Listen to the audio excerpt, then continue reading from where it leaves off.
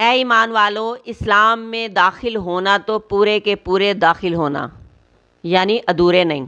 एक और जगह पर इरशाद फरमाया है, क्या तुम हमारी किताब, हमारी शरीयत के कुछ हिस्से को मानते हो और कुछ को रद्द करते हो? और जो कोई भी तुम में से ये रविश करेंगे, उनकी सज़ा इसके सिवा कोई नहीं कि दुनिया में ज़लीलो ख्वार कर दिए जाएं और क़यामत के दिन शदीद तरीन अज़ाब में झोंक दिए जाएं। और अल्लाह गाफिल नहीं है, बेखबर नहीं है, ला इल्म नहीं है इससे जो तुम कर रहे हो।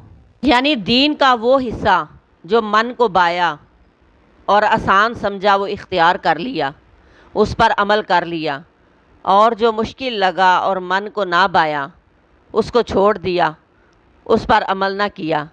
ऐसा नहीं, ऐसा करने वाले कल क़यामत के दिन शदीद तरीन अज़ाब में झोंके जाएंगे।